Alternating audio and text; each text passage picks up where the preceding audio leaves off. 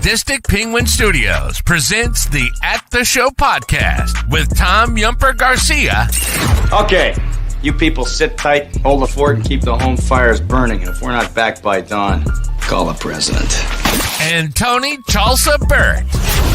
I don't know this industry jargon, YP, MP, whatever, okay? All I know is that I cannot get a record contract. We cannot get a record contract unless I take these tapes.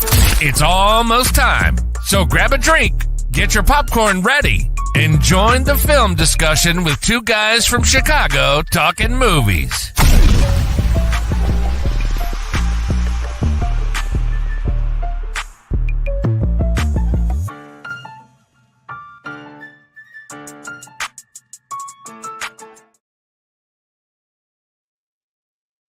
Oh, Mr. Dafoe, you're in the way.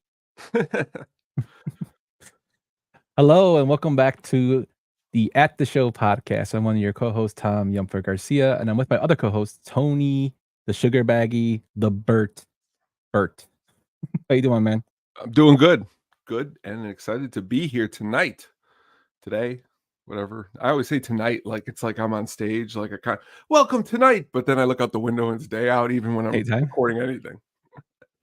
There was a firefight, yes. There was a firefight.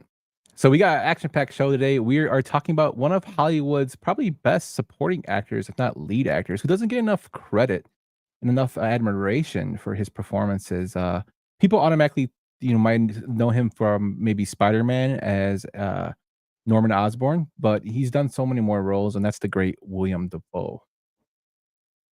I was really, you brought this up a couple weeks ago, and it stuck in my head. You said something about Willem Dafoe, and you're like, well, maybe we could break down some of his movies. And then honestly, when you said, what can we do? I remembered you said that, and I just thought it was such a great idea because honestly, loaded with lots of movies. Honestly, I've been honestly in a Dafoe kick since we brought this up, and I've watched a lot of Dafoe in the last couple, even Dafoe I never even knew existed, which has been really a lot of fun. Yeah. But Tom, let's go into our regular swing of things before we get to the Willem Dafoe stuff with what have you been watching, my friend? Let's do it. That's a me. And also, what were you just watching? So what you been watching, Tone? Two things. First, I've been watching Godzilla and Kong, The New Empire. We're going to get started right there. First, here is a little clip where you're going to hear some animals grunting if you're listening to the audio version.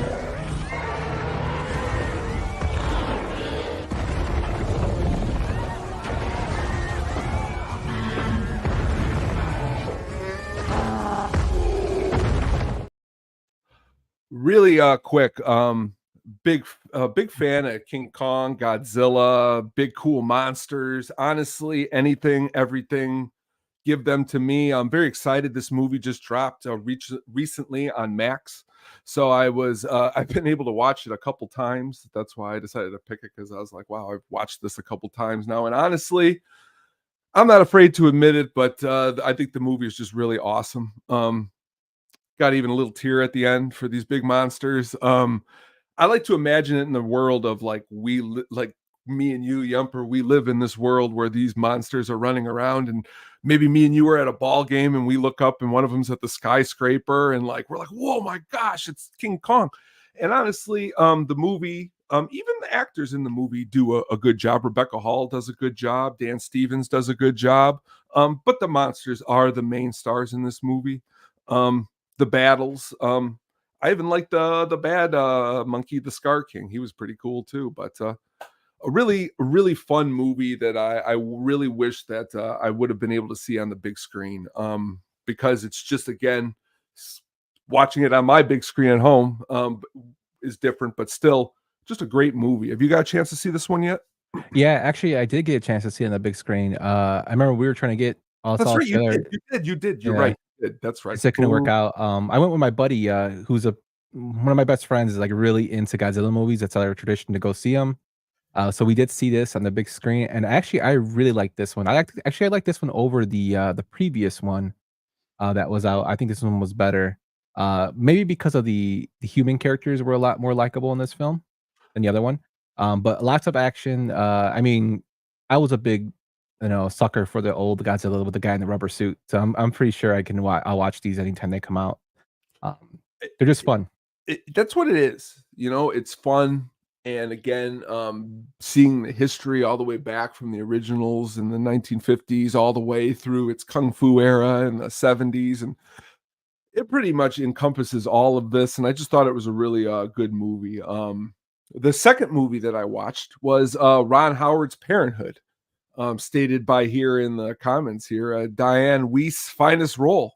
Could be argued that Lost Boys and Parenthood is tied, but again, the great Diane Weiss, yes, or Birdcage, she's awesome in Birdcage too. I like Parenthood always for the humor that is in the movie, and this is the kind of humor I'm talking about. Father totally screwed him up. What's he yelling? You made me play second base. Just little stuff like that. All the actors in it are great, of course. Keanu Reeves, Mary Steenburgen, Jason Robards, Tom Hulse. When I was a kid, this was a movie that it didn't, for me at least, didn't play a lot on HBO or Showtime, but I only watched it like once or twice, and I always wanted to watch it again. And now I get the opportunity to always watch it. One of my favorite lines, there are a couple. Let's have a 6, let's have 8, let's have a dozen and call them donuts when they're getting an argument about having another kid.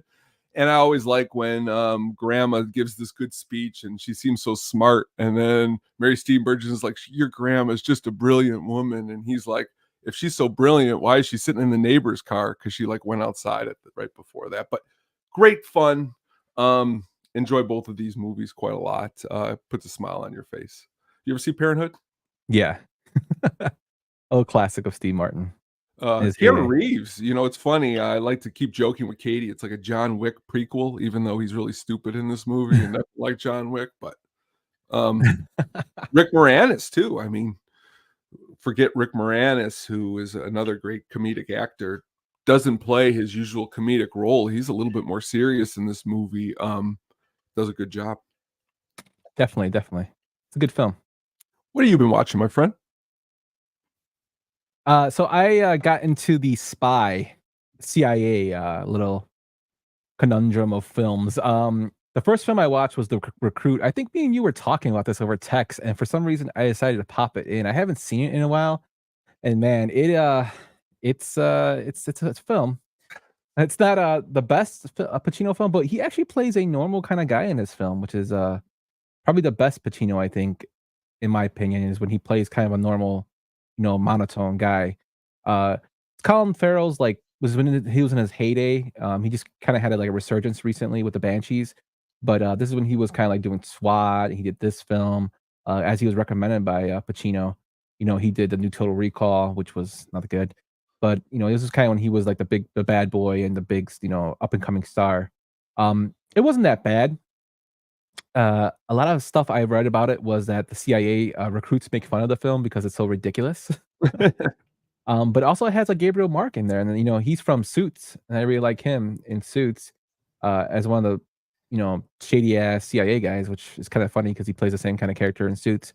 But it was all right. I mean, if you want to see a Colin Farrell more serious role, this would probably be up your alley. What'd you think about this one, Tony? Have you seen this one? There's something that I've been meaning to do recently, and I can't think of it. And it's tell my friend who listens to the show, who I grew up with. We went and saw this movie at the movie theater, and there's this quote at the end of the movie that we probably repeated 100 times, and it's when he gets caught, and he's like, "You caught me, hand in the cookie jar." The way his voice sounds. Yeah, this is not top Pacino, but you know what it is? It's just, I think it's like a fun movie. It's not anywhere near a Godfather type Pacino. I would put it a little bit less than The Devil's Advocate. You're in there just for a good time. Colin does a good job. The way it all comes together at the end, it's a serviceable movie. Not terrible. Not the best, but fun to watch. At times. It also makes me laugh how Hollywood views computers and hacking and networking. Oh yeah. As somebody who works in that field, it's just ridiculous how they make it seem so easy to do certain things now. With Spartacus, I was like, "Oh my god." just really, Yeah, again, it great, just makes me laugh. for that it's again, that time period of computer Mhm. age that they're working into the script. It's okay. Yeah, definitely aged. But, Yes, this yes. kinda got me into another film that I happened to see was on, actually, I think it was on Prime. I saw it was Eagle Eye, a Shia LaBeouf film. Again, when he was again at his top of his peak after he did, Disturbia and he did, the Transformer movies.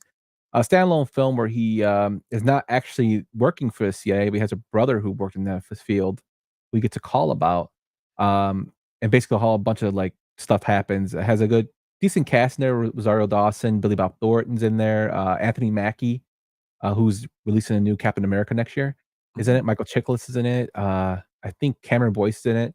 Like, a nice little, like, cast of crew. This one actually I think is a little better than Recruit in my opinion. It had a nice little twist to it, but I did enjoy both movies. What about this one, Tony? You seen this one? Yeah, you said it perfectly there. I was gonna say a little bit better than The Recruit. I mean, that's pretty much it's again, uh, I like to call these like a good Friday night movie, something you wanna just put on, and even if you say a couple things in the middle of it, you're not gonna miss too much. I mean, the plot is kind of integral, but it's not super, super confusing, at least not to me. Um, Billy Bob Thornton, I could always watch pretty much anything he's in, and and it's funny you should bring up Disturbia because in the last week I rewatched that movie. Again, it's a little bit better than The Recruit. Um, Shia could have been something a little bit better. I don't want to down him at all and say he's a bad actor now at all, but there's some promise there at times in some of his roles in his I movies. I think he's a good actor. I think he, has a lot of personal demons that, he has to deal that he's been dealing with apparently, The roles he's been uh given and getting, because like even I was gonna put it as my movie to pick, which would have been funny because it would have been two mhm. shies, but that Lawless, you ever see that one? That's a very good film though with him. Yeah, it's not a bad movie. But again, I like Guy Pearce has shaved eyebrows in that movie, ridiculous. Mhm. But you know, he does a good job in most of the things he's in. Yeah, he's in the new, Megalopolis movie with, that Francis Ford Coppola just did, Cheers. that Yeah, that's bombed. good. Mhm. But, yeah, I think he's a good actor. He has a lot of personal demons he has to deal with, and hopefully he gets help for all that, but, you know, um, I don't know, we might see a resurgence, you never know. Yeah, that's Hollywood's true. about a good, comeback tale, so you never know, you know?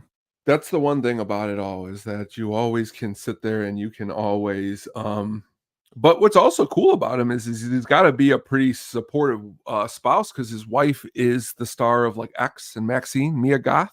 Mhm. So he's obviously supportive. I don't hear anything negative in the last 10 years, so awesome. Give him some good roles. Bring him back. Yep. So, that's what we've been watching this week. Let us know what you've been watching at the show pod on the Twitters or X, or let us know in the comments on the YouTube or hit us up on Facebook. Yes, we are on Facebook, at Sadistic Penguin Studios. So hit us up there, or check us out on our website, sadisticpenguinstudios.com. Tone, we're gonna get to our meat and potatoes of the show. We're gonna get into our star, who we decided to do the old format for, and that is Mr. William Dafoe. So, when was the first time you saw William Dafoe? The first time I saw Willem Dafoe, I honestly didn't know I was seeing Willem Dafoe because I was too busy being yelled at for watching a movie called Platoon, to realize who Willem Dafoe was. And the only reason I was like 9 watching this movie Platoon was a couple months before my parents went out somewhere and they dropped me off at my aunt's and Platoon was on and she yelled and said I couldn't watch it. So when I saw the word Platoon at a later date, I was like, "What is Platoon?" So I guess that would be my very first time ever watching Willem Dafoe is Platoon. How about you, my Yeah, friend? same. First time I ever watched it, my parents rented it. I happened to walk in, on them watching it. I think it was like 4 or 5 at the time. Um, and it was well, we'll get to it, but the, iconic scene, Oh yeah. that has been parodied. Great. So that was the first time I saw him, and then I noticed him, like, in later films, always as that crazy, guy with the crazy face. such a exceptional human being and actor. Just reading about his personal life and whatnot. He's really big in the arts. Really, really humble guy. He's kind of like an older Canoe or Keanu. I call him Canoe as a joke, I but like it. older Keanu. He does a lot of stuff for the community and whatnot. Very big in political aspects. Also, very big in the art. Uh, just a guy who doesn't get enough, credit. He might be more in prominence now because to new fans because of, say, the Spider-Man films, but he has a body of work that can stand the test, with a lot of people. Just to give like a little background on Willem Dafoe, he's been nominated for 4 Oscars. He's won over 86 other awards. He starred in over 148 films, and his films have grossed over $12 billion. That ranks 23rd all time among actors. So all the film I see he's been in has grossed over $12 million, which is ridiculous. And yes, some of that might have to do with the Spider-Man films, but he does have some good films, on his own. It always just seems to be a guy who's willing to just do whatever it is to make the art better. I mean, that's what it always seems. And he says it right here. The making of a movie, for me personally, always eclipses the movie itself because it's an exploration, it's an adventure.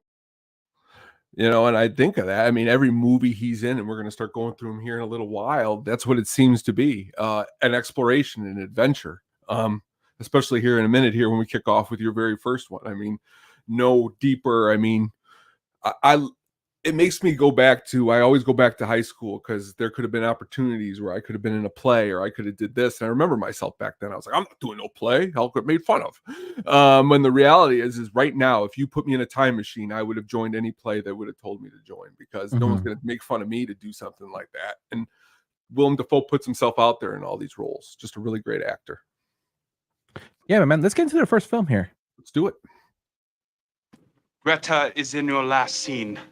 That is when you can have her. After my death scene? Yes. Don't expect realism there, Myrna. What do you mean? Don't cheat me, mortal. You will stay away from her. You will stay away from my crew. I will finish my picture. This is hardly your picture any longer. 2000 Shadow the Empire. Shadow the Vampire. I had Star Wars on my mind there. He plays the role of Max Schreck, and it's directed by E. Ellis Merhige, who also directed Suspect Zero and Begotten. The film also stars John Malkovich, Carrie Ells, Catherine McCormick, Udo Kier, and Eddie Izzard. The film had a budget of $8 million and made a box office of $11 million. Defoe was actually nominated for Best Supporting Actor for his role as Max Schreck, but losing to Benicio del Toro for Traffic. This is one of my picks. I really like this film. It's a film I discovered maybe, let's say 15 years ago, about 2009, that I had heard about, but never had a chance to watch. And I fell in love with it right away. I'm a big sucker for horror films. I know you are as well.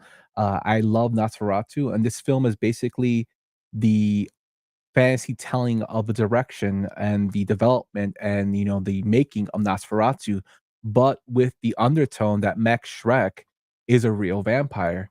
Now, I did for 31 Days of Horror. I did a Shadow the Vampire short, and that was a real belief by people that Shrek actually was a vampire because of the way he acted in the film. He was so believable and so distinct in his movements, his appearance, his actions that people really believed he was a vampire. Just a really good actor, Max Schreck, and this kind of takes the fantasy and makes it a reality in terms of him actually being a vampire. Defoe in here is, to me, hilarious. Sometimes just how oblivious he is to the real how men and humans interact. He's promised the Scarlet to kill at the end of the film. Him and Malkovich play great off each other, as Malkovich being the obsessed filmmaker, and Defoe just basically wants to get his prize, which is the Scarlet of the film. Carrie Ells is in this film, which I also thought was very hilarious. I know him from Princess Bride, Robin Hood, Men in Tights. Twister? Twister, yes. It's just overall, it's just like a great cast and great story, and I thought it was perfectly done, and I think the casting really, really helped support Defoe's performance. It's probably one of Defoe's best performances in his career, in my opinion.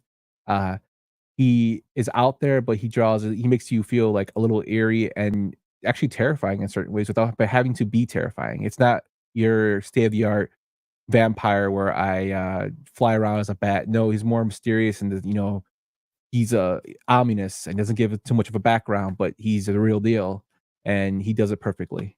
What do you think about this film, Tom? I mean, great movie. I was going to bring it up. I'm glad you did your awesome little short that you did for the 31 Days of Horror.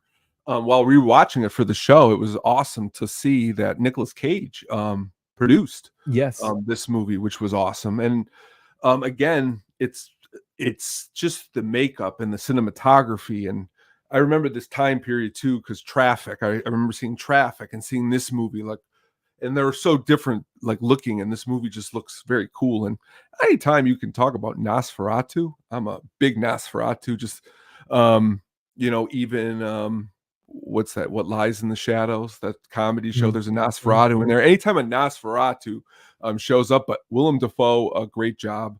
Big John Malkovich fan too. That whole clip you played there at the beginning just shows exactly what you're talking about. Yeah, and Brian has a question here. Better Max Shrek, Christopher Walken or Willem Dafoe? I have to go Dafoe. I do like Max Shrek from Batman Returns, but I would have to go Dafoe. What about you? Shrek. I see what he did there. Yes. I mean, as far as Willem Dafoe, white hair. I mean, not Willem Dafoe, Christopher Walken, white hair. I'm gonna go with Dafoe, but was great. I love Christopher Walken.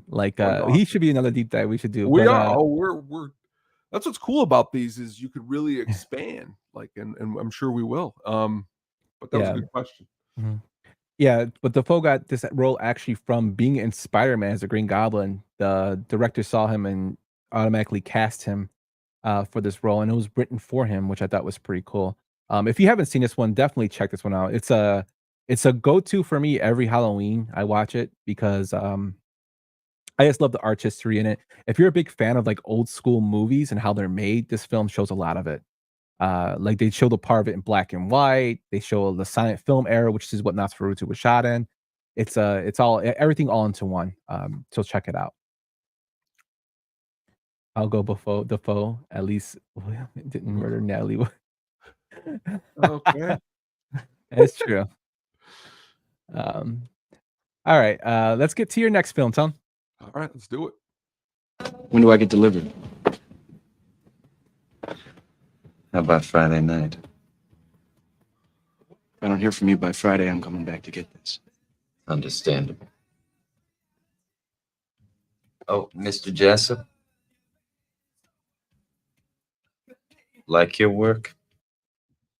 To Live and Die in L.A. in 1985, the role of Eric Masters is what Dafoe played. It's directed by William Friedkin, who also directed The French Connection, Cruising, Blue Chips, and this little film called The Exorcist, starring William Peterson, John Turturro, Steve James, John Pankow, and Robert Downey Sr. has a role in this film. The movie had a box office of $17 million on a budget of $8 million. Tone, tell me why you picked this one. Me and a group of people in the early 2000s, friends, we used to be called DVD hunters. We would look for old movies that you couldn't find, not the stuff that you'd see at Walmart. We'd have to look for movies. And when I found this movie encompasses probably everything that I love about movies. It's gritty. But it also feels very because obviously the credits of the director. He is an amazing director. I brought up last week Killer Joe. Even he's The French Connection, another amazing movie. But the movie is just the characters in the movie, all of them. William Peterson in this and in Manhunter. He's a lot more than just some guy from CSI. He's even great in Fear as the dad. But that being said, I just like the acting in Dafoe as the bad guy. I think that's pretty much what two things brought it to me. The way the title card looks there, even on the poster, I thought it looked awesome. Second, the soundtrack by the great Wang Chung does the whole soundtrack, which is just it's a fire soundtrack. And then of course John Turturro, Willem Dafoe. It's awesome. I think it's a really, really, really cool movie. And Also really cool about the movie that another little bit of a musical tidbit here is the other actor in the movie, John Pankow. His brother, James Pankow, is the horn player for Chicago all this time. So it's pretty cool. There's a lot of connections, but overall, I just really like the movie's grittiness. Yeah, you totally touched on it, like, completely with the grittiness. This film, for one, Defoe, I think he's really, really good at playing a villain. Some people always say, you have that look to play the villain, and Defoe definitely has the menacing features to play a villain, which is kinda surprising because he's such a nice guy off it's the set. But this film, like, he's completely heartless. Oh, This film is completely gory and bloody. Like, I rewatched this and I'm like, "Holy shit." Like, there's parts where people get shot and it's like they're not well, they go off. Like, wow. I like The Departed for the same reason I like this movie, Mm. is that towards that end, like within the last 10 minutes, it takes this turn where you're like, holy, I did not see that coming. And it's very gory, as you said, on top of it, which it's back to that Taxi Driver at the end of Taxi Driver, which is I love, like the slow, like it feels real in the sense of something that you shouldn't be watching, I guess. It's Yeah, a it's a cool great there's a lot of cool crime syndicate stuff if you're into like stuff like that. The whole movies about counterfeiting bills, and the bills were so like well done in terms of using for the crew that they had to be destroyed, but some of them leaked out into circulation, which is crazy. But Oliver Stone has gone on to say that the counterfeiting bills they used in the film were so accurate that even though they had some discrepancies on them, so they wouldn't be used in circulation, they still got out, even though they destroyed them, which I thought was pretty crazy. This is just a excellent film about the guy who goes undercover with the bad guy, and Defoe plays a villain like the best of them. I think Peterson does a great job of playing off him, and it's great chemistry between them because you can't have a good villain without a good, person the opposite, the hero of the film, and I think it's a good job by both of them. This is a really, really good, like, another film that doesn't get talked about enough in terms of the crimes, crime movies or heist movies, or it's just like all up there, and it's in the 80s. So it's just, oh man, there's so many good things about this film. I can't say enough. and that's you just stated all of I mean a lot of them right there. It's just again, I think what I was through a period where you're looking at awesome directors, and again, it's an awesome director doing awesome things. Yeah, and that's why, like, we wanted to touch upon these films with Defoe because they're good films by big name directors that don't really get talked about enough. And like before you brought this up, I haven't. So most of us, To Live and Die in LA is probably a song by Tupac. Everybody knows. Yeah. You Oh, know, yeah. and, like, I totally forgot about this movie. Oh, yeah. Yeah, and then that's why I watched it. I'm like, man, I totally forgot about it. This film was like ridiculously good. um, I yeah, agree, and that's why when doing this, as soon as you said, "Let's do a Defoe thing," it was the first one that came to my mind, which is crazy because some of these other movies we're gonna get to I've seen probably more than this one, but mhm. it's just one that I like to share because I think it needs to be seen. It's a good one.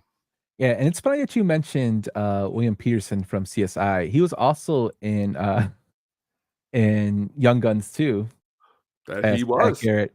He sure But was. in terms of the CSI connection, Gary Sinise had actually auditioned for the role of Chance at first, and he wasn't given it. So he recommended William Peterson for the role of William to the director. And it's funny because Sinise and Peterson will go on to star in CSIs in the future, which is kind of funny. Uh, but there is a CSI connection there. But yeah, definitely an excellent film. If you have not seen it, I highly recommend you to watch this one as well. But let's move on to our next one, my man. All right. We'll go after all of them. Together. You wouldn't know how. You're gonna teach me.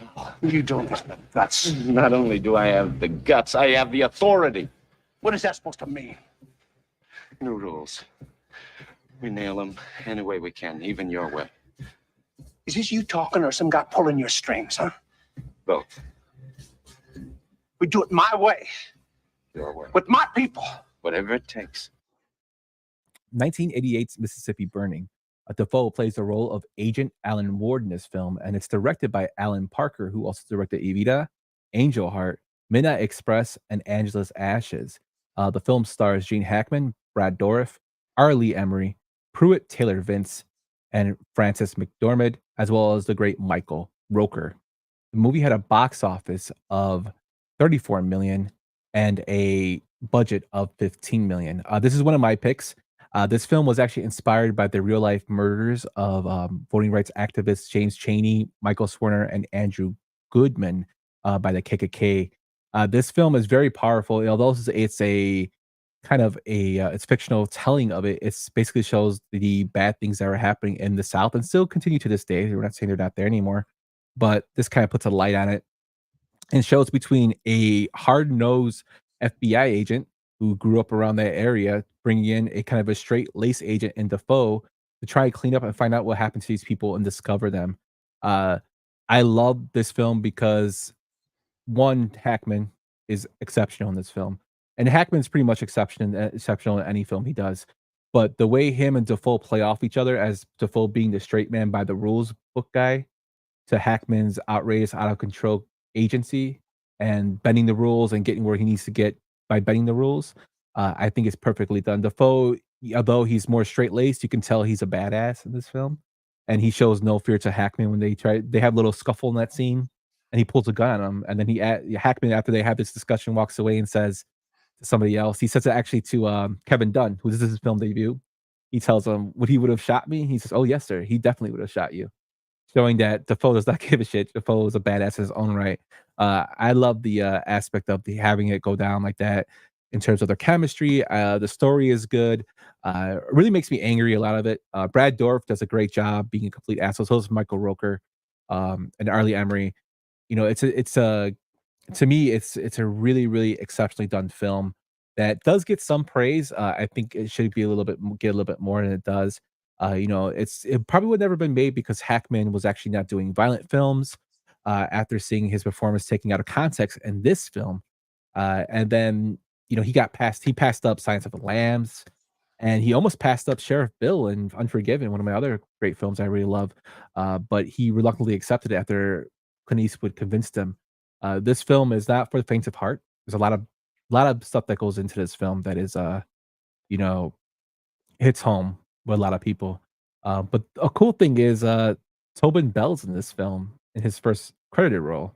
And for those who don't know who he is, he's Jigsaw in the Saw series. So, Tone, what do you think about this film? This is one probably last 4 years I've seen for the first time. Huge, awesome movie. Super powerful. The scene again. You're picking the great scenes here at the beginning. That scuffle they get into is one that is just awesomely acted out, and there's this awesome slap that happens right in that scene too, like the best slap ever, like on film history. But again, just really I like when an actor does something different with their look or something, and just him wearing the glasses in this movie gives Defoe another angle that is different. That you're looking behind a man who's wearing glasses. He looks like like, as you stated, he is not somebody to be messed with, like Gene Hackman. In the movie itself, I really like the early performance of Frances McDormand, and I just like the interaction with her and Gene Hackman. I really, again, all the actors that you mentioned before, anytime Michael Rooker is in something, he's awesome. Like Defoe, but again, Gene Hackman, like the director we mentioned before, he's in French Connection. He works his magic in this movie, and I think in this movie, Defoe's he's like the whipped cream and the cherry on top. Where I do think Gene Hackman's Gene Hackman in this. It's hard to upstage Gene Hackman, but Defoe does just a great job in the movie. Yeah, and the crazy thing is, when doing research for this film is partly based on Gregory Scarpa, who was called the Grim Reaper of the Colombo family, which I thought was pretty crazy. The FBI sent him down to Mississippi to find out where the 3 murdered civil rights activists were buried. He kidnapped one KKK member by posing as a customer in a TV repair shop, lured him outside, and pistol whipped him and threw him into a van with an FBI agent driving.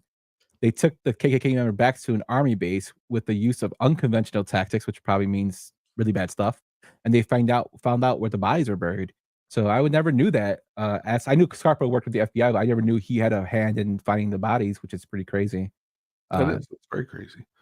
Not a good guy, Scarpa, but he did a good deed here. So, but yeah, it's crazy, man. Crazy stuff. But if you haven't seen Mississippi Burning, I highly recommend you see it. Dafoe and Hackman's chemistry is off the charts. Very, very powerful film, and Hackman beats the shit out of a lot of people. Which if that's not enough to sign up for the movie, I don't know what is. Yeah. But let's move on to your next pick, my man. All right. What happened today is just the beginning. We're gonna lose this war. Come on. You really think so? Us? We've been kicking other people's asses for so long, I figure it's time we got ours kicked. 1986's Platoon. In this role was played by Willem Dafoe as Sergeant Ellis. It's directed by the great Oliver Stone, who also directed Born on the 4th of July, JFK, Natural Born Killers, Wall Street, The Doors, Any Given Sunday, Nixon, and U-Turn. It stars Charlie Sheen, Tom Berenger, Keith David, Forrest Whitaker, Kevin Dillon, and John C. McGinley. The movie had a box office of $138 million on a budget of $6 million. Tone, tell me why you picked this one. $138 million on $6 million. I mean, honestly, we if there's a conversation of like one of the most powerful films of all time, I mean, it's super powerful. Again, you know, it's acting across the board. I mean, even drama from Entourage, who a lot of people like out there. He does a great job. Kevin Dillon in this movie, but Charlie Sheen, Willem Dafoe, just the battle between Willem Dafoe and Tom Berenger, it feels a lot even relevant in a lot of things that are outside the war. Two sides on something that's going on. There's the side of, as you mentioned earlier, that amazing scene when they're all partying in the basement and they're all singing Tracks of My Tears by Smokey Robinson. And you feel it, like you're like, wow, man, I'd love to be in this brotherhood with these guys and singing this song. And then it goes to the camera work of where Tom Berenger is, and they all look upset, and they're all like in a different mindset about where the war is and where everybody is. Just thought it was filmed amazingly. And it's probably not even my favorite Vietnam movie, but it's just a great movie in general. That's why I like it. Definitely a great movie. Another tough watch. This film, it's very, very. I rewatched it today. Actually, it's very, very tough watch, especially the treatment of the Vietnamese, people in this film. This film won 4 Oscars: Best Picture, Best Director, Best Sound, and Best Film Editing. Dafoe was actually nominated for his first Oscar for this film, for Best Supporting Actor, and lost to Michael Caine for Hannah and Her Sisters. And like you said, it's good guy versus bad guy, and at the time, Dafoe was known for playing villains, and Berenger was known for playing good guys. Oliver Stone intentionally cast them as the opposite to see how they acted, and they both received Oscar nominations for this film, both for Best Supporting Actor.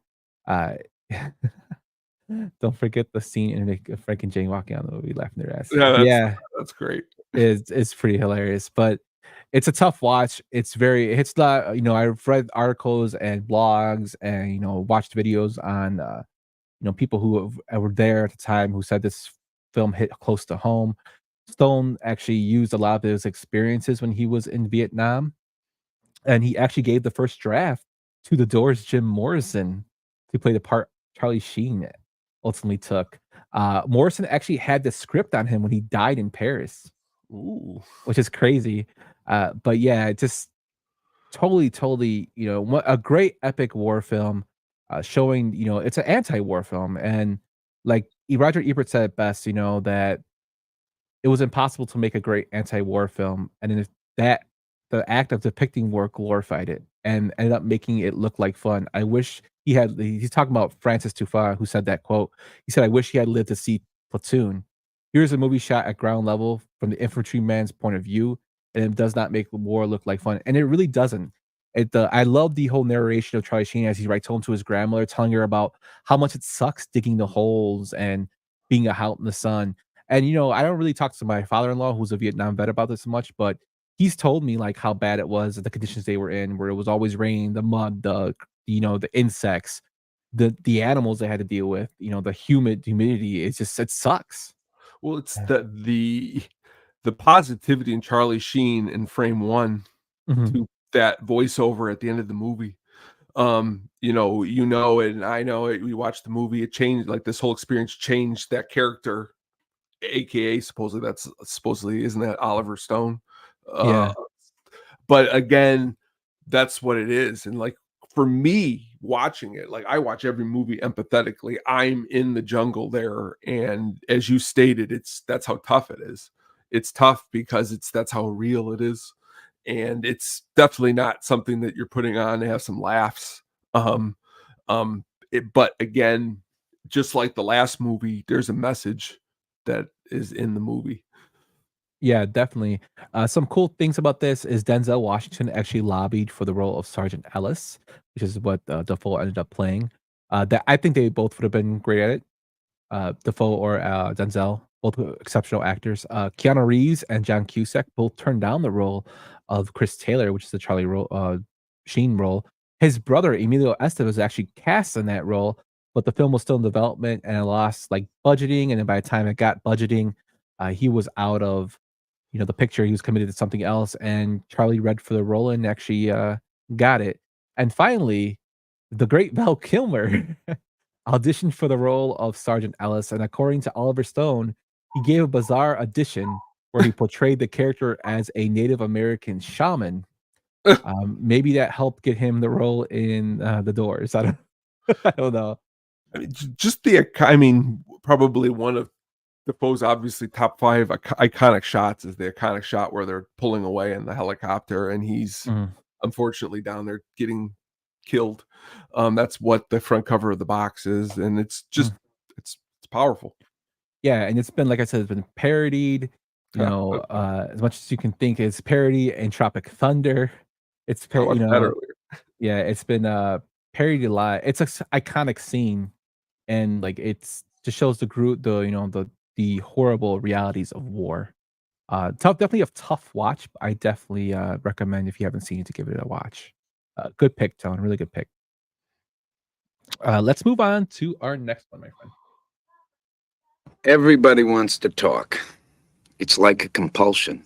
My philosophy is, you got nothing to say, don't say it. They figure you can tell a DD anything. Things they would never tell anyone else. Of course, they're stoned to start.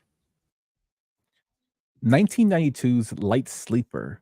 Defoe played the role of John Latour in this film. It's directed by Paul Schrader, who also directed American Gigolo, Blue Collar, Hardcore, and Cat People. He also wrote the story for a film called Taxi Driver. This is part of his trilogy of films, along with American Gigolo and Light Sleeper is the closing of it. The film stars Susan Sarandon, Dana Delaney, and Robert Cleon. The movie had a budget of $5 million and only made $1 million at the box office. This is one of my picks. To me, to be honest, this is probably my favorite Defoe role.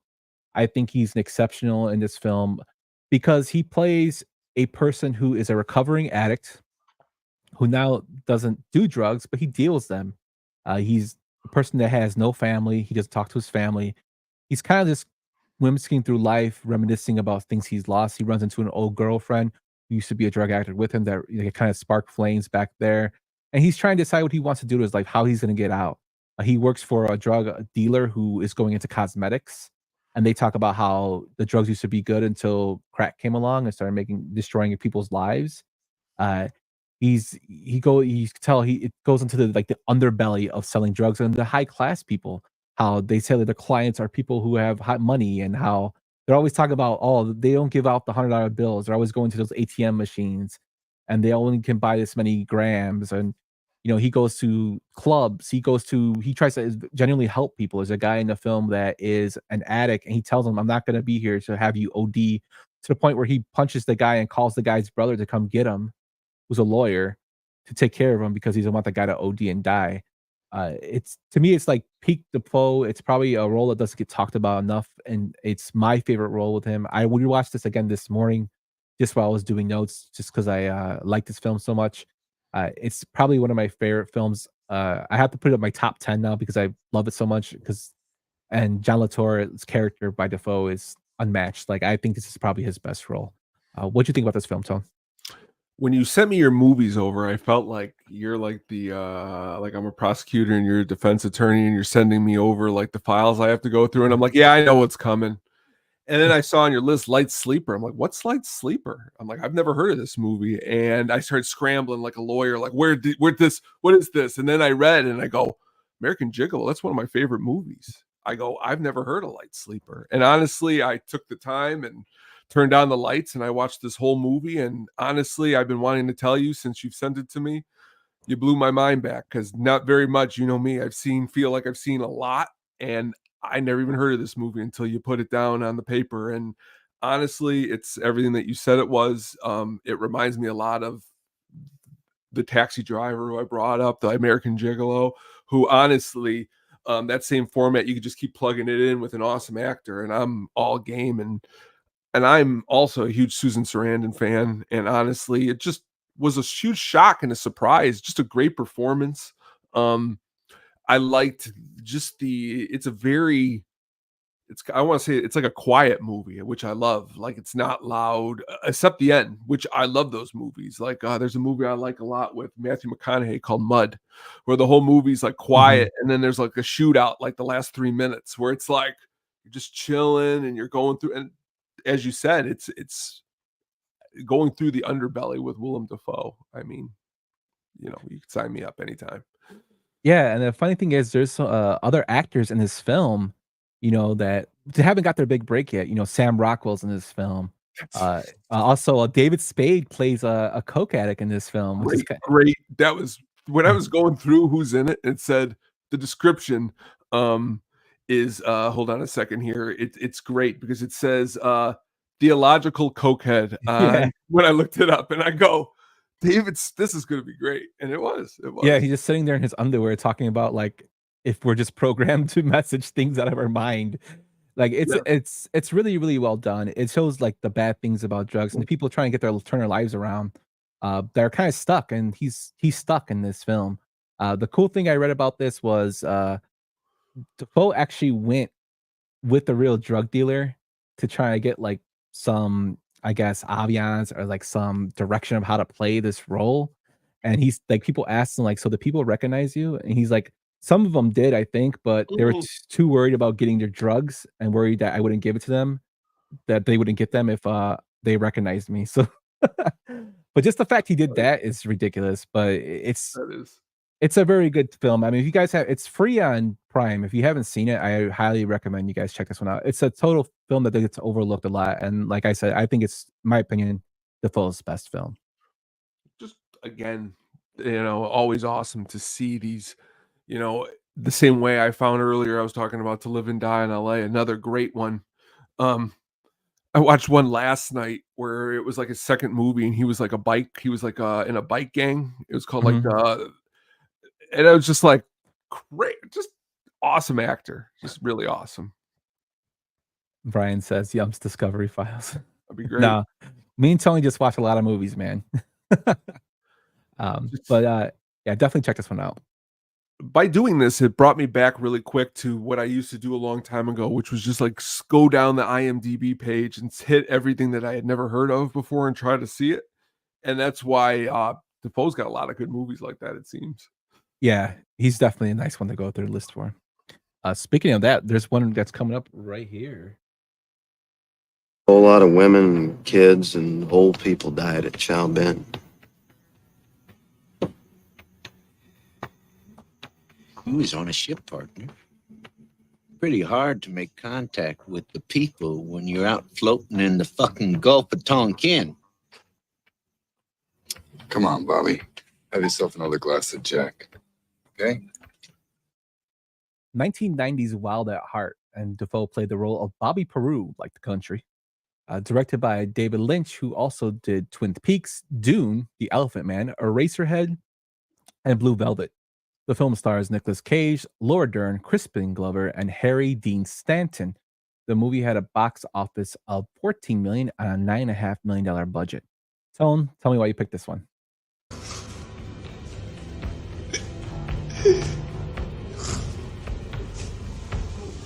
Those are dummies. Dummy. I almost had that as I thought you were. And I was like, if you don't, I got it backed up because I Yeah. just need to see his face. It was more for the visual of his teeth. Because Yes. we get a Dafoe that's like, if he looks super clean cut in Mississippi Burning with his hair and his glasses, with those teeth, my gosh, David Lynch, this movie's out of its gourd in so many different ways, and it's this was one that I remember too, that it's not like it's really cool and artsy and all over the place. And honestly, my favorite character in the movie is only in it like 2 or 3 minutes, and that's Crispin Glover. I'm making my lunch. Just I probably would rewind that scene, but great movie. I enjoy Nicolas Cage. Laura Dern is really awesome in this movie. But as you can see there on the screen, Willem Dafoe's teeth are just something to be remembered. Isabella Rossellini's great in it. Diane Ladd is good in it too. Recently just did a post about Harry Dean Stanton. He's also awesome in the movie too. I like it because it's very weird. Very weird. What do you think? Definitely a totally weird film. Dafoe is a fucking psychopath in this film. That whole scene that I played is when they first meet him, and they're talking about people dying when he used to, where he was stationed, and that's why he goes after the guy saying, "Well, you were on a ship. How do you?" You could tell he's a completely psychopath. His teeth are disgusting. The way he talks to Laura Dern's character Lola, is just creepy. I did find it funny that when he goes to visit her in the film and he asks to piss in her head, Yeah. but he said he pees. That actually had to pee because he said he drank water all day and he went to the bathroom to go pee, and they found out that the toilet actually was a prop toilet. It wasn't a real toilet. So he unfortunately had to make the crew clean it, and he's like, I felt so bad when that happened, but he had to go to the bathroom so bad because he was drinking water all day. Nicolas Cage sings in a song, and he does his own singing. It's a total. If you like David Lynch and you like Twin Peaks and you like if you love it, this film is totally up your alley. It's out there. It's kind of hard, some scenes are kind of hard to grasp, as the best I can say. But it's a good film. It's another film that does not get mentioned enough. Tone, when I saw this film, I'm like, I haven't heard of this film in like at least 20 years.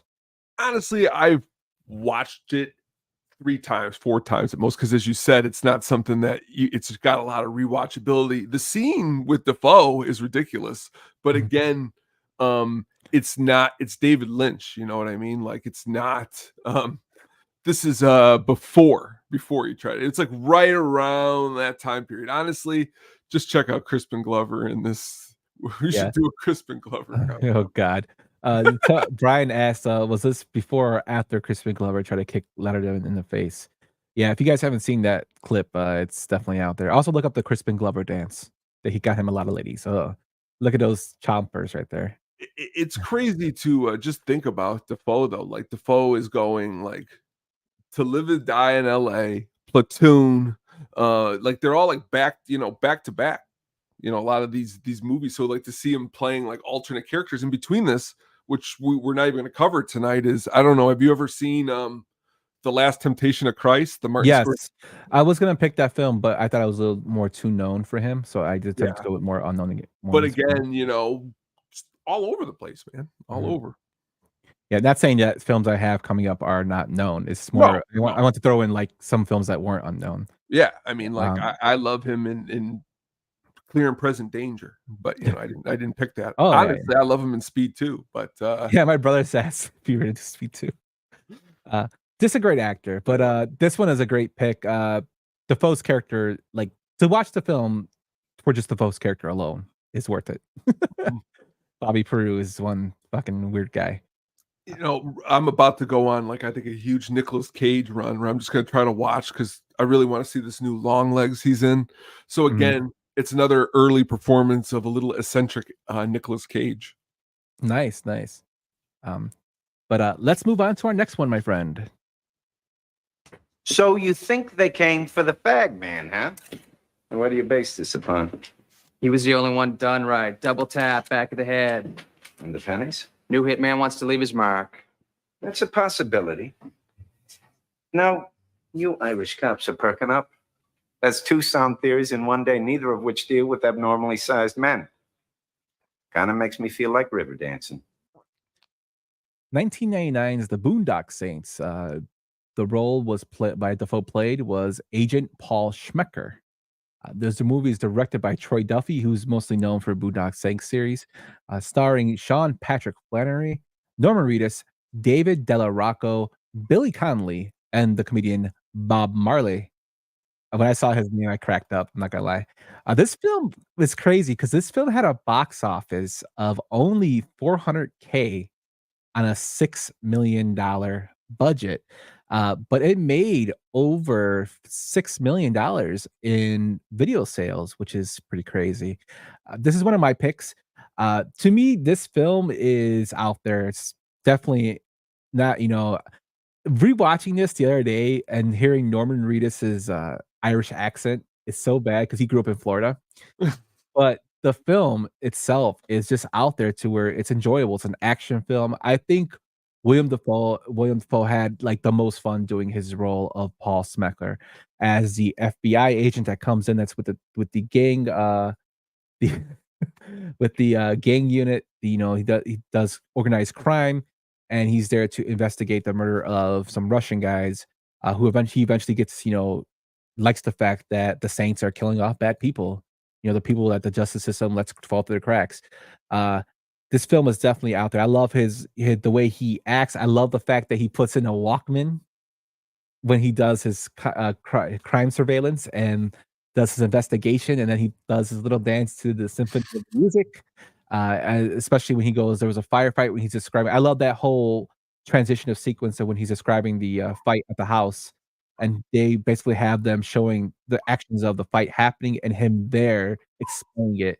Like there was they pulled up to a car a block away, and then there was a firefight, and he does a little song and dance, and he's like totally like sweating, his shirt's coming off. His character being gay is another like great piece of development for that character. It's just so much going on, but it's so good. Definitely an underrated classic. I know it's been promoted more. There's gonna make a third one soon, but his role in the Boondock Saints is me seeing an actor just loving having so much fun with the role that he was given. And again, Dafoe just knocks it out of the park for this one. What's the cat's name? That's a great line there too, Brian. But it doesn't have the phone in it, so that's why I didn't bring it up. What do you think of this one, Tom? It reminds me of my early 2000s years in college. Like this was the movie that like a lot of they'd just be playing and playing and playing. Like I had friends who were super obsessed with this movie, and honestly, that whole firefight scene is what brought me into the movie. Dafoe is what I think is the sticking point to the movie. There's humor in the movie. I don't know. It's there's a scene where Dafoe's in bed. There's a scene where just all around Dafoe in the movie is just, I think it's just ridiculous. Dafoe is really what I think. He goes to church drunk. Like he just seen the bed. Like I'm saying, just that extra layer of him being gay, like to the character. It's just like the way he plays it. It's ridiculous. The funny thing is, Mark Wahlberg had a role in this film, and he turned it down for Boogie Nights, which is another great one of your favorites. Patrick Swayze, Robert De Niro, Sir Kenneth Branagh, and Kevin Spacey were offered the role of Paul Schmecker, and they turned it down. And Dafoe took it on, and I love the fact Dafoe's not afraid to play roles, crazy roles. And this is definitely a crazy role for him, but he loved every minute of it. You could totally tell he did because of the way he acted in it.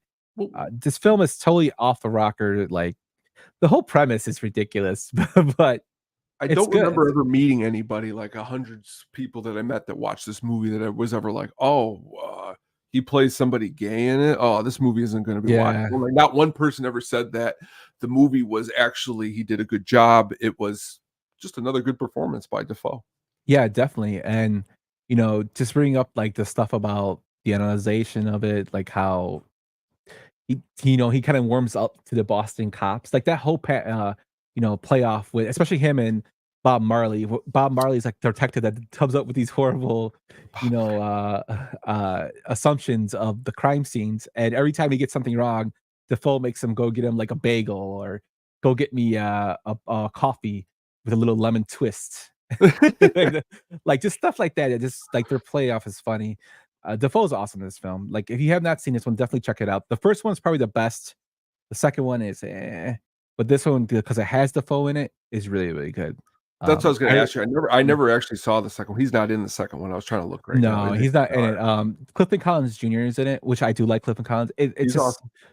it's out there, but it tries to capture this one, and it doesn't, in my opinion. But they're both okay films. This one's the better of the two. But if you just ignore Lauren Reedus' horrible Irish accent, now Sean Patrick Flannery is an exceptional actor. I did a review for Nefarious. Yes. In 31 Days of Horror, and he plays a guy possessed, totally different role, but just shows his acting ability. And this is like when he got his big start, along with Norman Reedus. Also, Billy Connolly. I love Billy Connolly. True story. Every time I go on my Amazon Prime account, Nefarious pops up, and I think of your awesome article. But that's because I'd never heard of that movie until you did that awesome little piece. So, very cool. Yeah. Ron Jeremy gets killed in here too. So he gets paid for his crimes. He does. But yeah, definitely check this one out. It's a out there, but it's a good film. But let's move on to your next one, my man. You're fucking colorblind. I'll fix. God damn you, John. I've got execs from Tokyo, every network, and you pull a stunt like this? John, leave. I'm fired? Yeah, get out. You can't do that. It's done. I've got the contacts. Who do you think got you the celebrities? I sold Vidicons to Tommy Smothers, Dick Martin, Bob Crane. I sold a VTO to Elvis. 2002's Autofocus. Defoe plays the role of John Carpenter. The film was directed by Paul Schrader, who also did those other films as we directed earlier. Talked about. It stars Greg Kinnear, Maria Bello, Rita Wilson, and Kurt Fuller. The movie had a budget of $7 million and a box office of $2 million. Tone, tell me why you picked this one. First of all, again, I think this is the second time we've done this show that I'm a fool that I didn't realize that I also picked a Paul Schrader. Like it was like now that's as you not say good. it, it's cool. No, it's cool though because it's like that's how awesome all this is the way it intertangles. But the reason I picked this movie is because when it came out, a buddy of mine, I don't know why, if there's parts in this movie like the dark humor in this movie, I find it very, very, very, very, very funny. I find Willem Dafoe to be very, very, very vulnerable. Greg Kinnear, even a little while ago, I know it's not a great sequel, but I'm watching Anchorman 2 and Greg Kinnear comes on, and I like Greg Kinnear. I like him in a lot of different things. But in this movie, I just like the story. I like the true story nature of it, and I like as if you've sat down and you've watched it, the story of who these people really were behind the scenes. Wasn't exactly anything of what. And it ruined their careers. Definitely. It's well, the film is about Hogan's Heroes actor Bob Crane, who, people know him as the funny guy. He eventually passed away due to I believe he got murdered, didn't he? Mm-hmm. Yeah, he got murdered. But it's like basically this is autobiography. And It's he his lived autobiography. Yeah.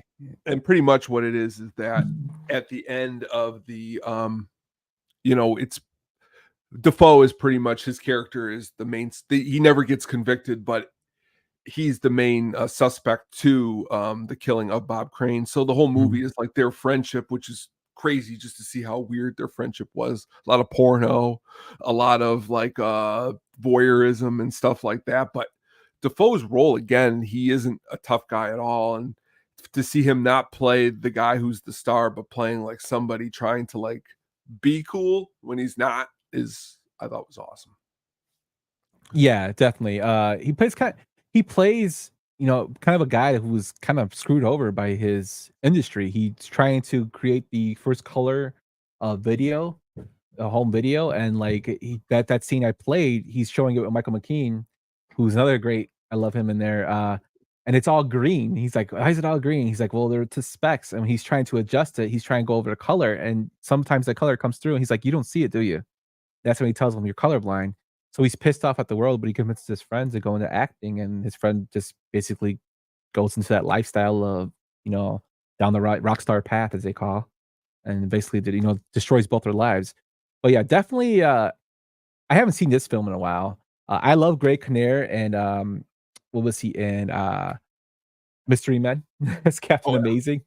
One of my brother's favorites. Even though people hate that movie, I love that movie. Uh, Greg Kinnear is he does so many good films. Loser, he's in Loser. But Dafoe again is the weird guy in this film. He does The a idea, good role it's like too. the idea to think that like you okay, like Bob Crane, okay, you're this star and you're like in Hogan's Heroes, and you think, okay, I'm gonna be a star forever. This is gonna go on forever. I think this is the misconception of a lot of people who aren't in Hollywood, when the reality is that like after Hogan's Heroes, because of this lifestyle, like they found like porno in his car and stuff on like a Disney movie set. It's like, okay, you're not going to be anything now. And then next thing you know, he's doing like those dinner club shows, and it just becomes like a spiral down from who you used to be. And Defoe being the one catalyst fueling all that. It's a very interesting movie. Yeah, definitely, definitely. And Bob Crane's an interesting character. Uh, Very interesting. so if you want to know more about his life, this is a good film to start off with. Um, and then you could read about it, or read about it and then watch this. It's pretty crazy. It's actually a really good film that again does not get talked about enough. So this is a really good pick, Tom. Thanks. All right, let's go into our last two, my friend, starting with mine. How about lunch in a week or so when I've sorted out all this information? Great. Yes, I'd like that. And if you could try and pin down where you were the night of Paul Allen's disappearance, it would make my job a lot easier. Absolutely. I'm with you on that one.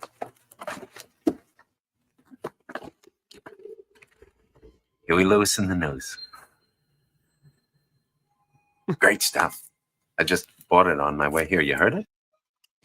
2000's American Psycho. I couldn't go without picking American Psycho for the role of Ronald Kimball that was played by Dafoe. It's directed by Mary Harron, whose only other big film I could find was I Shot Andy Warhol. She did a lot of TV and uh, shorts, but she didn't really do any big movies. Starring Christopher Bale, Bill Sage, Josh Lucas in this film. It had a budget of $7 million and a box office of $34 million. Now, this is the film that launched Bale to superstardom. It was a role that people were saying don't take because it's going to destroy your career. It's a role that Leo DiCaprio turned down and then accepted and turned down again. But he gets all the, cookies and praise, which he should. But to me, I really love Willem Dafoe's performance in here because he plays the detective who kind of gets like close to him. And then when they do the interrogation scenes are probably my favorite because when reading, they shot 3 different types of interrogation scenes. One where he was actually doing the interrogation, not knowing. One, with him knowing him as a suspect, and the other one was him definitely knowing he did it. And they spliced them all together. So all those scenes of where he's like acting crazy in certain of them, it's because of that. They spliced them all together. And I thought it was amazingly done well. Defoe has such range as an actor, and he really shows it in here. Even though he doesn't have a big part in this film, I thought he was really done well in a supporting role. And the reason I chose this film, although it's well known, is it mostly gets well known for Bale's performance and not so much Defoe's. And I want to shine a little light on that. What do you think about this one, Tom? Oh, saw it 5 times at the movie theater when it came out. I thought it was cool to like ask whatever girls I could ask to see if they wanted to go see this movie, even though it's totally not a movie. And honestly, no one ever got upset that I took them to this movie. But that being said, just really Defoe's performance. Even there's a scene where Bale's walking back to his office and sees him and he's like, Kimball, step into my office. Like just the way he says it. Defoe's just his delivery is very, again, very like Huey Lewis in the news. Just very different than he seems to be a very nice guy, and you don't see much of him, which is I like that because it gives you a lot to work with in your mind of what more is this character behind the scenes that's going on. Just again, a really great role for Dafoe. Just really awesome. Yes, definitely is. Yes. Yeah. Oh, Brian. Definitely, yeah. Also, you kind of think too, because in the end, they kind of allude that this is all in his mind, Patrick's mind. Yeah. So is Defoe a figment of his imagination? Is he like? I mean, I've seen theories about him being like what Patrick is. Like it's Patrick's alter ego, not an alter ego of him, and that he's just fighting with himself and getting, as a person that's telling him basically to stop doing what he's doing, you're gonna get caught. It's just it's crazy, but definitely a great film. It made our Christmas movie list last year. There you go. But definitely check this one out if you haven't. American Psycho is a great film. Like I said, it put Christian Bale on the map, and Defoe's acting in it is phenomenal. Very, very, very, very, very, very quotable movie. Lots of quotes that I've said in my life. Even to this day, I say to my wife, I got an 830 res at Dorsey. I say one of my favorite scenes is when the two women are in his apartment. Like he picks up the one girl and he's like, "Don't just stare at it, eat it." Like the way he says it to them, like just Christian Bale's whole performance is also great, but so is Jared Leto. Jared Leto is just so ridiculous. The whole entire thing with their business cards. Yeah. And I like Justin Theroux's in the movie in a small performance that probably my first time seeing him on the screen. Real quick before we go, we always do an impression of that homeless guy that he runs into the streets like, "I'm sorry," like the way he taught. It's just again great acting. Don't feed the cat into the ATM. We can go on forever. Got to return videotapes. Excellent. Definitely. Yeah, it's a great film. I guess it could be. Yeah, I guess it's considered horror, but horror Christmas, whatever. It's a great film, but Bale is. I like the Christmas connection. Yeah, Bale because is I have the whole excellent. scene in my head where Reese Witherspoon, they're at the party or whatever, and he's got like the reindeer ears on. Yeah, that's why Swole said it was a Christmas movie because it has that scene in there where they say very it's a stretch, but yeah, definitely. But he just wanted to get the film in the list, which I thought was hilarious. But yeah, definitely check this one out if you have not seen it. It's definitely up there. But let's close it out, Tone, with your pick, your last pick. You're fond of me lobster, ain't you? Drunken in a Virginia fence. I seen it. You're fond of me lobster. Say it. Say it. Say it. I don't have to say nothing. Damn you! 2019's The Lighthouse. Dafoe played the role of Thomas Wake. This film was directed by Robert Eggers, who also did The Witch and The Northman. The film stars Robert Pattinson, Logan Hawkes, and Valeria Karaman. The film had a budget of $11 million and made a box office of $18 million. Tone, tell me why you wanted this one. The work that Defoe's been doing lately with like Robert Eggers and Yorgos Lanthimos is just again an actor as Defoe. I mean, he's going to be in the new Nosferatu, who we've talked about earlier today, and he was in The Northman. But The Lighthouse, again, I like this movie because again, Robert Pattinson totally off kilter from his usual performances, and Defoe's somewhere a little bit closer to his Wild at Heart character where he's out of his mind a little bit of it. I like the lighting of the movie. The overall presentation is really good. Again, just as Willem Dafoe works with Wes Anderson, all his work with Wes Anderson is really great. That's why I like this movie. Just a really good working relationship with this director, and this is a really good explanation of that. Definitely. This film, for one, the whole cinematography of it's beautifully shot in black and white. It's kind of like a stock, more like Cabin Fever. Yeah. Kind of film about two guys in a lighthouse. There's a lot of scenes that are like, what the hell is going on? But That's this film is greatly done. I think this film basically put Pattinson on the map for me as terms of an actor. And the reason being is because he was getting dragged for being in films like Twilight, and those they call them like the kid teeny bopper vampire films. And he stepped away from that to take more, obscure films like this. Tenet is another film he took, and then he eventually got the role of Bruce Wayne in Batman, which I really liked him in. This is like one of his best films. He plays so well off Defoe, and Defoe can play a batshit crazy guy with the best of them. I love that. I love the scene where it's like you were fond of me lobster, and it's the guys are basically cabin fevered so much that Defoe is his commanding officer, and he's writing saying that Pattinson's always drunk, and they're both drunks. They eventually drink like turpentine in the film with honey because they run out of alcohol. Like they go through delusions of seeing a mermaid, of seeing what's up in the lighthouse, to the point where they're like sexually attracted to the light of the lighthouse, like they're getting aroused. But it's completely out there. Even there's like you know, like innuendo of them having a relationship with themselves, with to each other.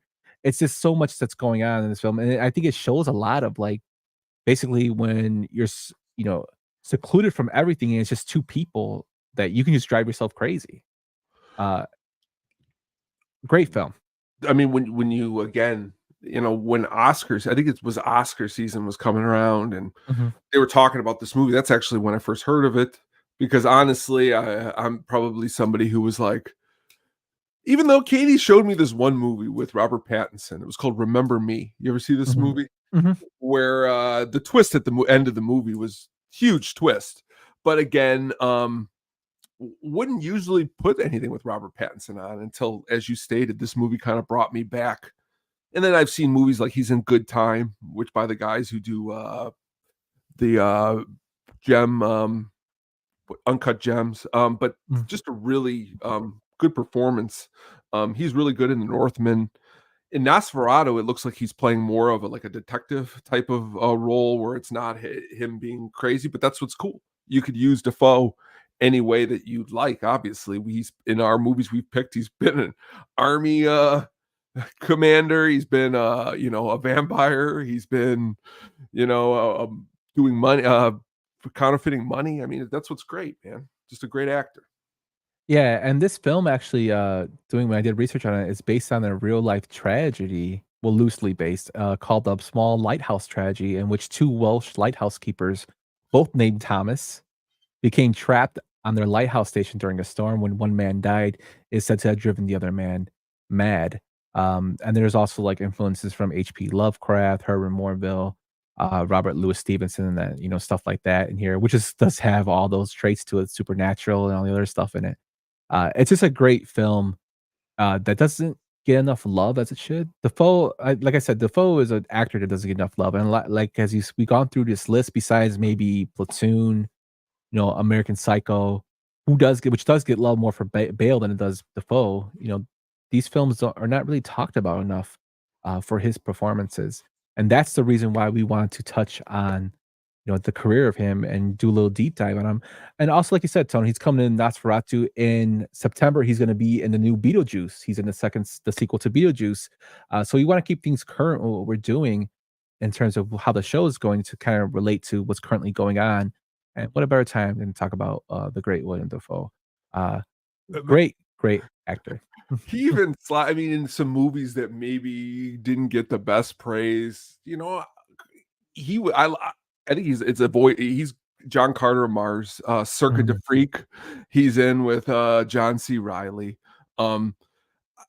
His role in Spider-Man, I mean, honestly, I think he's the reason why I like that first Spider-Man so much. The way he acted, where he's like, Harry, please. Yeah. With that whole entire speech, just great. It's really great. Even in the last one, Spider-Man No Way Home, as he reviving his role of Osborn. He's awesome in that film. Norman Osborn. He plays like a sympathetic character, and then a crazy batshit crazy guy at the end. He's an excellent actor. His facial features too. Like when people think of like the people who have the greatest like facial features in terms of role, like I always think of him and Jim Carrey as people who have like this, like you can show complete emotion in their facial features, and their presentation of it. And he does a great job. Just a great actor. Be sure to check out his stuff if you haven't. If you missed a film that you want to talk about with Dafoe, please let us know in the comments or let us know over at the show Twitter account. It's really had fun going through this whole list with you, Tom. Great time. Great time. It even get, like I said, realizing and looking when we were doing this, oh shoot, I forgot he's Born on the 4th of July. I mean, doing that, just before coming on here, I watched this movie with him and Mickey Rourke called White Sands. It's been just really cool to be able to go through this with you, my man. So thank you. Yes, sir. But let's talk about what's coming next, my buddy.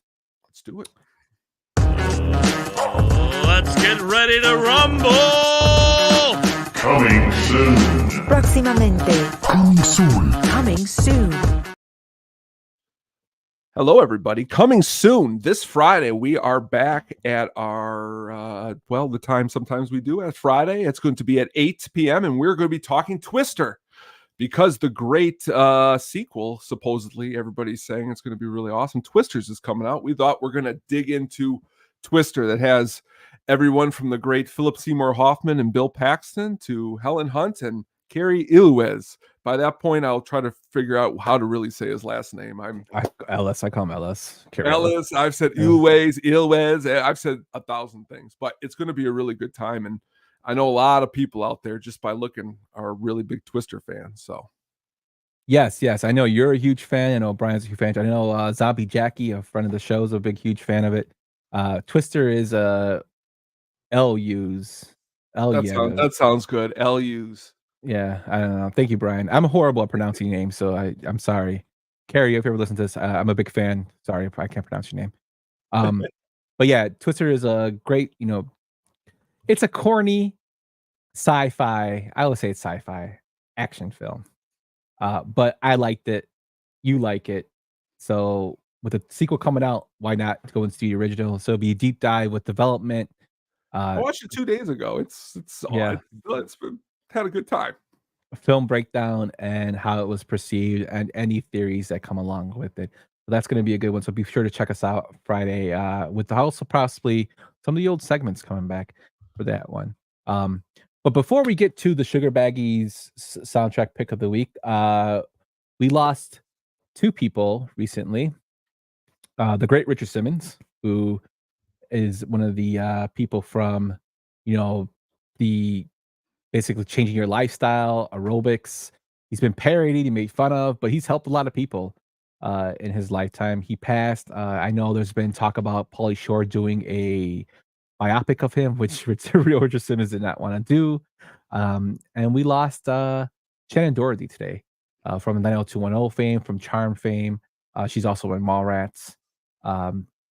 Richard Simmons was 76, but Shannon Doherty was 53 after her battle with cancer. Two icons in their own right and their own industries. Her in TV, him in fitness. What do you think about that, Tone? I mean, honestly, I grew up with, like I was telling you guys earlier, I mean, seeing those VHSs all over the place with Richard Simmons. Shannon Doherty, from Mallrats to 90210. Recently also within the last couple of days, I wanted to bring this up to you because this was something that I read and I was curious if you'd ever heard this. Shelley Duvall passed away. Yes. Did you know that and I did not know this until 2 days ago, that there was an ending that was actually on the ending of The Shining that they did not use. I guess 1 week after The Shining was released and they had a mass market release, Kubrick decided to cut out a scene at the end of the film where Wendy and Danny Torrance are in a hospital and are told by Mr. Ullman that the police were unable to find Jack's body. The manager visits her, apologizes for what happened, and invites her to live with him. She doesn't say yes or no. Then he goes into the hallway of the hospital and passes in front of Danny, who is playing on the ground with some toys. When he gets near the exit, he stops and says, "I almost forgot. I have something for you." And he pulls from his pocket the yellow ball that the twins had thrown at Danny It bounces twice. And I guess they spent a whole day filming this. Danny catches it and looks at it and lifts his eyes toward the hotel manager, stupefied, which lets it know that the manager knew the whole time what was going on at the Overlook Hotel. Shelley Duvall liked the scene, wish it would have stayed in. Kubrick said that was just one too many Hitchcockian things being thrown at the end of the film. What do you think?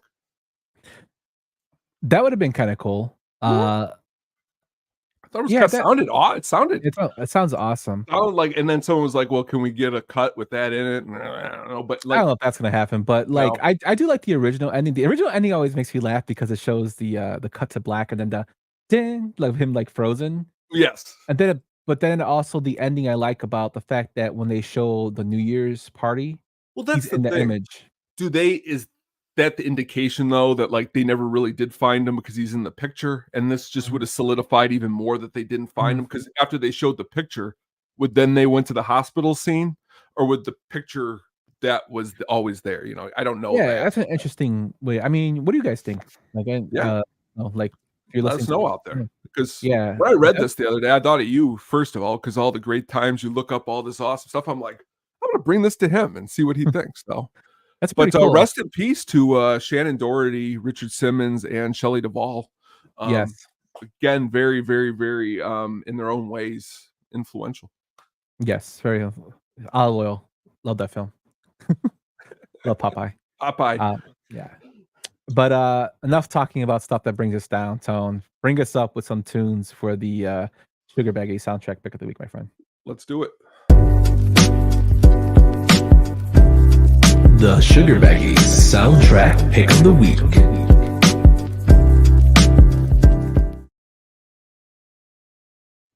Okay, if you have not got an opportunity this past Friday on the amazing It's Getting Drafty in Here, they did a awesome wrestling. It was more of a the biggest, coolest wrestlers, monsters, huge monsters, just really cool. Recently, this week, I'm sitting there watching a movie I've never seen before, Hustle and Flow, and I'm watching it, and they start playing this song in it, and I start saying to myself, is this from a wrestler? Because I came to break you off, bitch. Whoop that trick, whoop that trick, whoop that. I did not know that Trick Williams, that was from Hustle and Flow. So I'm doing our slideshow or whatever, and my head pops up like it was nuts, and I go, "That's from this."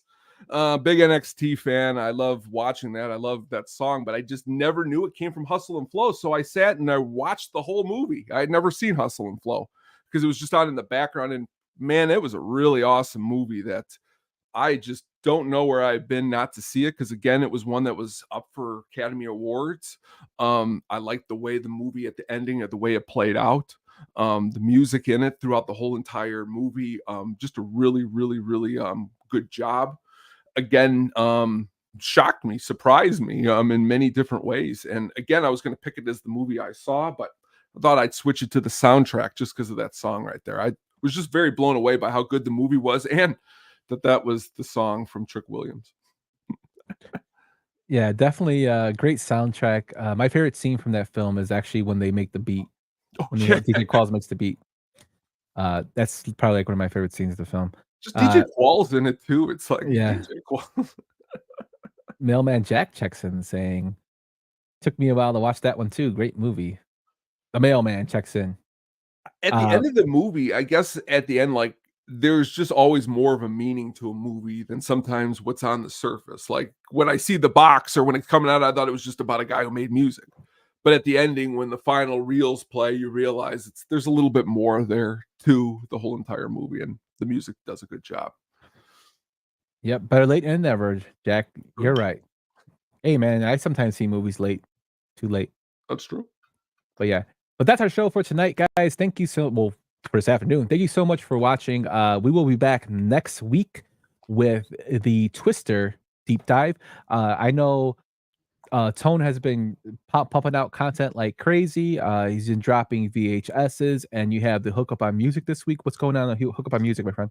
Hook Up on Music this week. We are, well, what are we doing this week? We are going to be going to pick another awesome. We've been just trying to pick awesome guitar players, different styles of music, and always mixing it around. And honestly, Wednesday is going to be a good one. So please check in at 7:00 is when it's going to be dropping.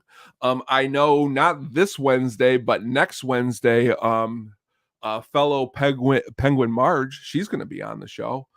She reached out and said she wanted to come on and talk music. So that's going to be a good time. Got a lot of cool stuff down the chute. So just keep checking in. Yes, sir. Tony's done a great job. He's done album cuts that he's been releasing. We're dropping blogs. I dropped a couple blogs, one dealing with Necessary Roughness, if you haven't seen that one, and also Rounders. Been working on a blog for Rounders, and it's kind of funny that it was going on Twitter how everybody was talking about it, and like right when I want to drop it, it dropped. So check those out at statisticpenguinstudios.com for those blogs. Also check out Getting Drafty in here. He just did a wrestling draft for the Wrestling Monsters this week with fellow drafty, a Hall of Famer, I would say, Shankster. Happy birthday, buddy. And our guy Dougie Fresh from the Bums, another drafty Hall of Famer, going in there with the wrestling. I rewatched that show today, Brian. I couldn't watch it because I was at the game, and it was hilarious. It makes me laugh. But Dougie was having a good time with his hat. Yeah, Dougie drafted the very first wrestling figure I ever owned in Big John Stud. So that was very awesome. Yeah, so check that out. I know the audio version's out, and we also have the live versions on the YouTubes. If you listen to us audioly and you want to see us on the YouTube, go to Sadistic Penguin Studios. We have the graphics up there for the PowerPoint, as well as the sound that you hear for the audio version. And then also tomfoolery. Sometimes I throw up GIFs and whatnot on there as well. So be sure to check us out there. But thank you everyone for watching. Also, before I forget, if you love baseball and you love the All-Star Game, we are doing playback on Tuesday at the Statistic Penguin Studios channel. Check our description in our link description for YouTube. It'll be there. If you don't know, you can also check us out at our Twitter handle, Penguin Sadistic on Twitter. All our links are listed in the bio, or any of our Twitter accounts, the Yumper or at the Sugar Baggy. All those are listed there as well. So be sure to check us out for Tuesday. I might hop on. I know Brewhand Luke's going to be there, and Brian's going to be doing the All-Star Game. I'll try to hop on depending on what time I get in from work on Tuesday. But Jack, you're more than welcome to come on if you want, talk some baseball. Tony, are you going to be on there for that one? Yeah, me, Gene the Grape. Who knows? Who knows going to show up? Gene the Grape comes on, you know shit's going to get crazy. Oh, it might get crazy. But Sam Reese will also be on there too from the Ass Crew, King Ass. Perfect. So be sure to check that out. But until next time, guys, have a good rest of your weekend, and we'll see you next week. Thanks for listening to the At the Show podcast, a Sadistic Penguin Studios production. Game over, man. It's game over. What the fuck are we gonna do now? What are we gonna do? Maybe we could build a fire, sing a couple of songs, huh? Why don't we try that?